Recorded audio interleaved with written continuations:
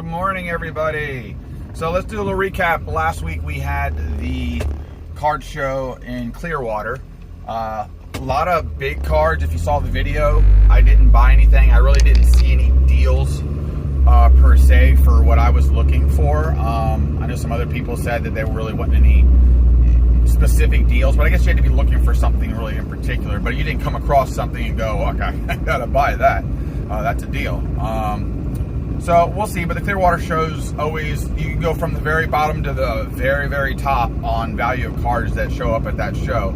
So, it is what it is. But real quick, let's, sports card radio, let's say, love them or hate them, because sometimes you love them, I'm sure sometimes you hate them. They're entertaining to watch, I'll tell you that, and listen to. And sometimes, they're not wrong. And sometimes I think they're poking the bear a little bit too much. But, it's the shock radio and stuff like that. They have their niche, and that's what they're doing. They're doing a good job at it, so I can't really hate them for it.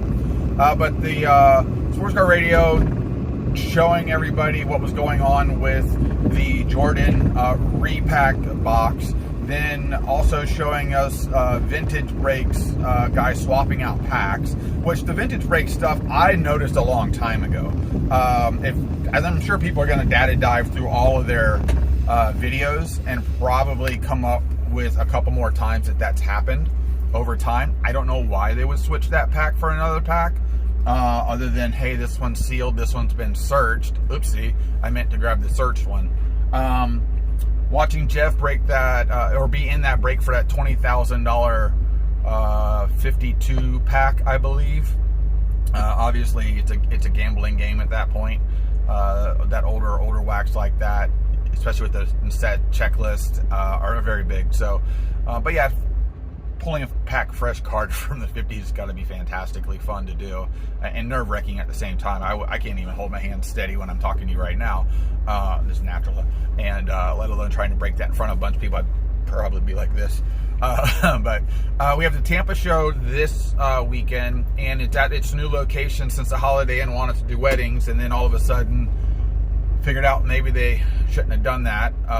So I don't know if the Tampa show is going to be taken over by the Old Smart show, because the Old Smart show, the people that run that have decided to rent that space out to dealers on a consistent basis, from what I know, and there's no room for the once a month weekend show to happen there now. So I hope that at least the Tampa show bounces over. They try out the 6 months at the Shriners location in between Tampa and Brandon off 60. I don't really like that location where it's located and how people around here travel to things. Because here in Tampa, people don't go far to do anything. We don't have to. I don't honestly have to leave a 1.5 mile radius to almost do anything other than go to work if I choose to, unless I want to go to the beach. I literally don't have to leave that block of area. And other places, you're used to traveling to places across the country to get somewhere, and we don't really have to do that a whole lot in the Tampa, well, actually a lot of Florida, to be honest with you, but especially where I live here in South Tampa. It's got so much stuff in one area between the malls and the airports and just everything. It's easy. But card-wise, what's going on? We got the very back end of football coming out. I do have some bad news. It looks like my last Walmart will no longer be carrying cards as well moving forward. At least that's the way it's looking like.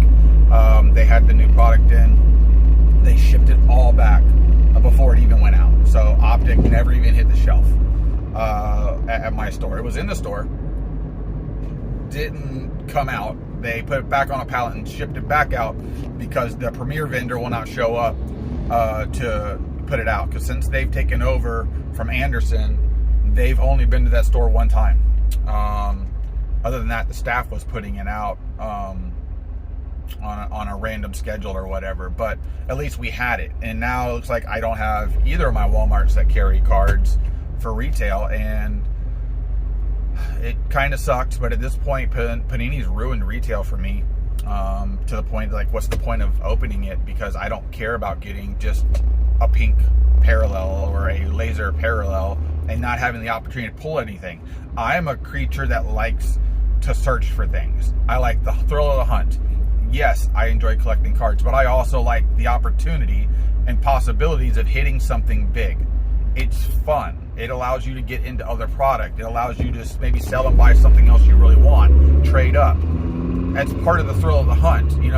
I've always said opening packs is a gamble and is like gambling and has that addictive personality, because there's people that put all these breaks on credit cards. And at some point, this is going to be a very big problem for people. I work in recovery. I don't know if most of y'all know that. I work in drug and alcohol rehab recovery. And this is no different than gambling for the most part. You just keep chasing that adrenaline rush. And even if you're a collector, you're still chasing an adrenaline rush. You have to be very, very careful. I mean, I've been caught in too, like, oh, I didn't do good. I gotta get back in the next break. Next case is going to be way better than the last case. At some point, you got to pull it back. If you have a whole bunch of money to spend, good for you, then yeah, I don't really care. But a lot of people don't have, but I think it was the average person has $1,000, $2,000 in the bank max. That's their crutch. And then they have a credit card at $5,000 to $10,000 that's near maxed out, and they can't pay it down. And just the way the wages and living costs work, you'll never get there. But we're running a different direction. Just be careful with breaks, guys. But I think I'm going to tend to go to more breaks. Being able to get stuff on Target.com is still beneficial. I think right now the best product to buy at a retail, and unless Fanatics screws this up, is going to be still the Bowman product that comes out. Bowman retail, you can pull pretty much anything you can at hobby for the most part, with the exception of just straight hobby exclusives.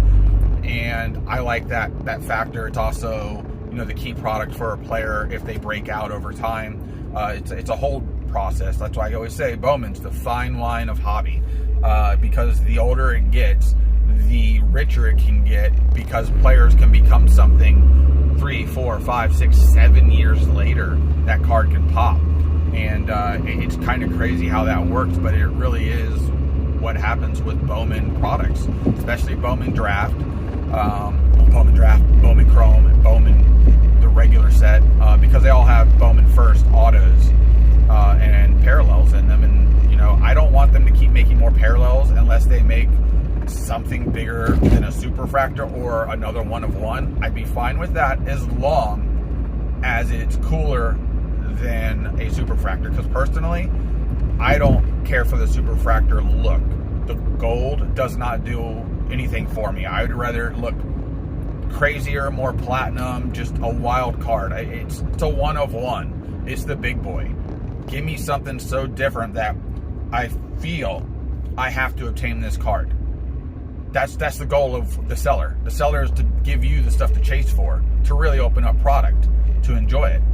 And there's different tiers. But I have a ton of ideas. I was talking to Sports Card Plaza on Instagram, and sharing a couple ideas just with him, because he had talked about talking to, I guess, the CEO of Fanatics, and my concerns with what they may not do with innovating and how they're going to trap us into whatever they say goes. Because they're already doing that. You don't get allocation. Ha ha ha, too bad.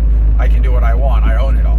And, basically Leaf and Upper Deck are your last two standing identities. And I'm sure they'll probably try and gobble them up too at some point. Money talks at the end of the day. It really does. So, a little rant, guys. A little drive time talk. I know a lot of people like these chats. Allows me to just kind of go off.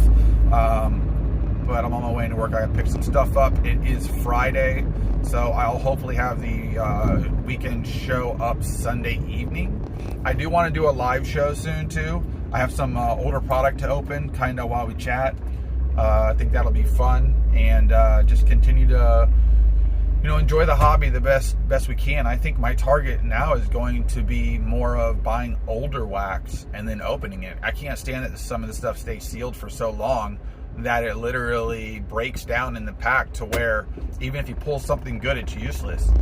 It's got to get out. It's got to breathe. Maybe let it out, let it breathe. Maybe I have to do a shirt like that, breaking open a pack called Let It Breathe.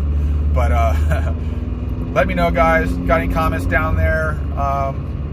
Let's see what the new speaking terms are on the channels. I think a lot of people have had a lot of good conversation and a lot of insight on all these instances that we've been having in the hobby. People I'm also friends with. It was funny last night watching Ziggy break open a BGS slab, I believe, blindfolded. So listen, if you can do it blindfolded, which go watch that video to see how that turned out.